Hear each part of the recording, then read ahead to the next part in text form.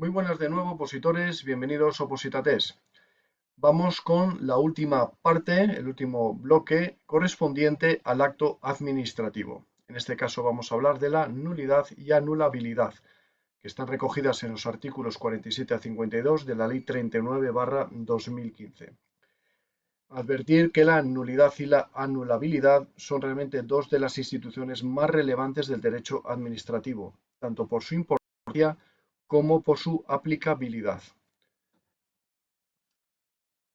Bien, empezamos con el artículo 47, la nulidad de pleno derecho. Antes de nada, indicar una serie de características comunes de la nulidad de pleno derecho. En primer lugar, que se puede instar en cualquier momento y por cualquiera. Cuando digo por cualquiera, es que no es necesario que esté afectado en el interés propio por el acto administrativo que se hubiera dictado. ¿De acuerdo? Lo puede instar cualquiera. También tiene efectos erga omnes, es decir, efectos frente a todos. Asimismo, el Tribunal Supremo ha dictaminado que la nulidad de pleno derecho ha de interpretarse de manera muy restrictiva. Ahora vamos a entender el porqué. Y por último, tiene efectos ex tunc, con T, tunc, que significa que sus efectos se producen desde el momento en que el acto tuvo su origen. Dicho esto, vamos con el propio artículo, donde dice que los actos de las administraciones públicas serán nulos de pleno derecho aquellos que lesionen los derechos y libertades susceptibles de amparo constitucional, es decir, aquellos derechos y libertades que están recogidos desde el artículo 14 al artículo 29 de la Constitución española, así como también el artículo 30.2. Asimismo, son nulos de pleno derecho los dictados por órgano manifiestamente incompetente por razón de la materia o del territorio. En este caso, la incompetencia deberá ser ostensible y clara. Y, por supuesto, tengamos en cuenta que se exceptuaría, en este caso, la incompetencia jerárquica, ya que sería vicio de anulabilidad y, por tanto, susceptible de convalidación. También serán nulos de pleno derecho los que tengan un contenido imposible. Aquí señala el Consejo de Estado definiendo contenido imposible como aquellos actos que no puedan llevarse a cabo por oposición a las leyes físicas o que carezcan de los presupuestos básicos indispensables. Por ejemplo, un contenido imposible sería adjudicar un contrato a una persona fallecida o nombrar también un funcionario para un puesto inexistente. Nulos de pleno derecho serán también los que sean constitutivos de infracción penal o se dicten como consecuencia de esta. En este caso se refiere a decisiones constitutivas de delito o actos que cometan infracción tipificada en el Código Penal.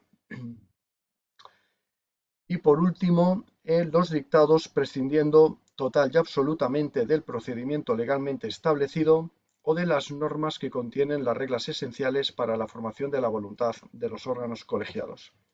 Aquí también el Tribunal Supremo señala que esta nulidad no la provocaría cualquier irregularidad procedimental, sino solamente las constituidas por la ausencia total y absoluta de procedimiento, por seguirse uno totalmente diferente o porque se omitieran sus principales trámites o requisitos sustanciales para la formación del acto de que se trate. Es aquí uno de los lugares donde vamos a ver esta importancia de la interpretación que decía al inicio por parte del Tribunal Supremo, la interpretación muy restrictiva, porque en este caso lo que acabo de señalar de los dictados, prescindiendo total y absolutamente del procedimiento legalmente establecido, en este caso exige una interpretación radical de esta irregularidad, porque si no estaríamos ante una simple, no como tal simple, pero realmente si era ante una infracción del ordenamiento jurídico y por tanto sería susceptible de anulabilidad del artículo 48. ¿De acuerdo? Aquí es donde se ve especialmente la importancia de la interpretación de manera restrictiva que señala el Tribunal Supremo. También serían los actos expresos o presuntos contrarios al ordenamiento jurídico por los que se adquieren facultades o derechos cuando se carezca de los requisitos esenciales para su adquisición. En este caso, se refiere a los requisitos sin los cuales el interesado no podría adquirir dicha facultad o derecho. Y por último, cualquier otro que se establezca expresamente en una disposición con rango de ley. Muy importante esto cuando nos advierte con rango de ley, es decir, no vale otra norma de rango inferior como pudiera ser una norma reglamentaria, ¿de acuerdo? Ni por supuesto, ya digamos una resolución, una instrucción, etcétera. Solamente con rango de ley. Importante esto para una posible pregunta tipo test. Continuamos con la nulidad de pleno derecho del artículo 47, donde nos dice que también serán nulas de pleno derecho las disposiciones administrativas que vulneren la Constitución, las leyes u otras disposiciones administrativas de rango superior. Bien, en primer lugar nos dice el artículo que serán nulas de pleno derecho las disposiciones administrativas, es decir, está hablando de disposiciones de naturaleza reglamentaria, ¿de acuerdo? Disposiciones administrativas tienen carácter reglamentario. Y en primer lugar nos dice que vulneren la Constitución como norma suprema, es evidente, ya lo sabemos. Las leyes que tienen una relación jerárquica inferior a la Constitución, pero recordemos que entre las propias leyes no hay ningún tipo de relación jerárquica, simplemente se relacionan por la materia, ¿de acuerdo? Las leyes orgánicas regulan sus propias materias, las ordinarias el resto, etc. Y después nos dice que u otras disposiciones administrativas de rango superior. ¿Qué quiere decir esto? Pues cuando nos habla de otras disposiciones administrativas de rango superior, recordemos que según la ley 50 del gobierno, las disposiciones administrativas, es decir, los reglamentos, pueden ser dictados por el Consejo de Ministros, un Real Decreto del Consejo de Ministros o de Presidencia del Gobierno, o bien dictados por órdenes ministeriales por parte de un ministro. En este caso, la orden ministerial tiene un rango inferior al reglamento dictado por un Real Decreto del Consejo de Ministros o de Presidencia del Gobierno. Es aquí donde hay que tener cuidado en esta parte del artículo, que nos dice que disposiciones administrativas de rango superior. Cuidado con esta pequeña jerarquía de los reglamentos que por supuesto tienen relación jerárquica. Asimismo también nos habla de que regulen materias reservadas a la ley. Prácticamente la ley, pues ya sabemos, cualquier constitutivo de ley, normativa de ley que puede ser una ley orgánica, ley ordinaria, real decreto ley, real decreto legislativo, etcétera, ¿no? Entonces, también advertir aquí que se está refiriendo exclusivamente a la ley. Y por último, que establezcan la retroactividad de disposiciones sancionadoras no favorables o restrictivas de derechos individuales. Es decir, aquí lo que nos está advirtiendo es que no se podrá perjudicar en ningún caso al interesado con carácter retroactivo. Tan solo podría salir beneficiado, pero nunca perjudicado con carácter retroactivo el interesado. Bien, vamos con el artículo 48, la anulabilidad. La anulabilidad también tiene sus propias características, igual que ocurría con la nulidad. En este caso, la anulabilidad solo la pueden instar los afectados por el acto anulable y por un plazo determinado. Es decir, a diferencia de la nulidad, que se podía hacer en cualquier momento, en la anulabilidad tiene siempre un plazo determinado. En cuanto a los efectos de la anulabilidad, son efectos ex nunc, en este caso con n, nunc, ex nunc, es decir, tiene efectos desde el momento en que el vicio se produjo, manteniéndose los efectos o consecuencias del acto desde que se dictó hasta su anulación. ¿De acuerdo? Esta es la diferencia de los actos anulables. Yendo ya directamente al artículo, nos dice que son anulables los actos de la Administración que incurran en cualquier infracción del ordenamiento jurídico, incluso la desviación de poder. En este caso, ¿qué es la desviación de poder? La desviación de poder es el ejercicio de potestades públicas para fines u objetivos distintos del objeto de la potestad. ¿De acuerdo? Quiero recordar que en la primera parte del bloque del acto administrativo ponía el ejemplo de un policía municipal que podía multar a un coche que se cruza en la puerta de un garaje y entonces, en principio, está invadiendo lo que es el interés público porque impide el acceso a otros beneficiarios del garaje, ¿no? Con lo cual puede multar por ese motivo. Ahora bien, en el uso de esa facultad, en esa potestad administrativa de sancionar al vehículo, puede estar buscando un interés particular, no público, no el interés público. Puede estar buscando el interés particular de que él mismo a lo mejor tiene su plaza de garaje ahí o la tiene un amiguete, etcétera, ¿no? En este caso, si fuera por ese interés particular, estaría incurriendo en desviación de poder y por tanto sería objeto de anulabilidad el acto administrativo que dictara. Continuamos con el artículo que dice que el defecto de forma solo determinará la anulabilidad cuando el acto carezca de los requisitos formales indispensables para alcanzar su fin. Por ejemplo, la falta de la emisión de un informe vinculante del procedimiento. Y también cuando dé lugar a la indefensión de los interesados. En este caso, el ejemplo pudiera ser pues, obviar lo que es el trámite de alegaciones que le corresponde a los interesados, la falta de una notificación en tiempo y forma o la falta de práctica de una prueba conveniente al interesado. Son ejemplos de ello. Y por último, la realización de actuaciones administrativas fuera del tiempo establecido para ellas solo implicará la anulabilidad del acto cuando así lo imponga la naturaleza del término o plazo. En definitiva, que el acto administrativo se dicte fuera del plazo establecido para ello. Pasamos al artículo 49. Límites a la extensión de la nulidad o anulabilidad de los actos. Este artículo nos dice que la nulidad o anulabilidad de un acto no implicará la de los sucesivos actos en el procedimiento que sean independientes del primero. Es decir, no todos los actos de un mismo procedimiento han de ir, digamos, encadenados o concatenados entre sí, enlazados. Muchos de ellos se producen de forma independiente. Es verdad que llevan la consecución de un orden concreto, pero muchos de ellos se realizan de forma independiente, con lo cual tampoco tiene por qué implicar la anulabilidad o nulidad de un acto a los sucesivos en dicho procedimiento. Asimismo, la nulidad o anulabilidad de un acto cuando se produce, en la segunda parte nos dice que cuando se produce en parte del acto administrativo, no implicará las de las partes del mismo independientes de aquella, salvo que la parte viciada sea de tal importancia que sin ella el acto administrativo no hubiera sido dictado. Es decir, un acto administrativo no es un acto, digamos, tan simple, puede llevar diversas partes, ¿no?, del acto administrativo que se esté dictando.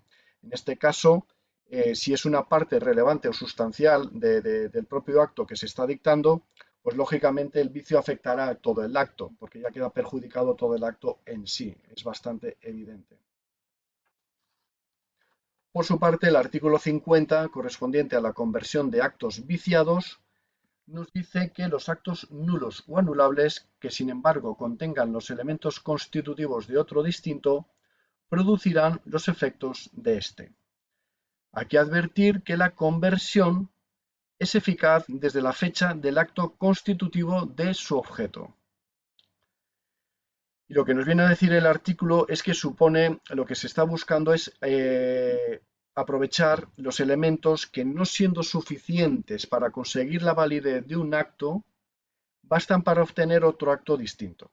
Es decir, que un acto inválido produzca efectos válidos diferentes a los previstos por el órgano que lo produjo en su momento. ¿De acuerdo? Un ejemplo aproximado pues pudiera ser un proceso selectivo para nombrar a un catedrático, una persona que se presenta en una prueba selectiva con varias personas que optan una plaza de catedrático de una universidad y sale nombramiento como profesor asociado. En este caso, se subsanaría mediante conversión, como estamos viendo, del acto de nombramiento de profesor asociado como catedrático. Se convertiría en catedrático. En este caso se están conteniendo todos los elementos en sí, es decir, esta persona habría participado y superado lo que es el proceso selectivo que se hubiera redactado en las bases correspondientes para acceder a la plaza de catedrático, con lo cual no habría ningún problema en la conversión de este acto viciado. Pasamos al artículo 51, que nos habla de la conservación de actos y trámites. Y nos dice que el órgano que declare la nulidad o anule las actuaciones dispondrá siempre la conservación de aquellos actos y trámites cuyo contenido se hubiera mantenido igual de no haberse cometido la infracción.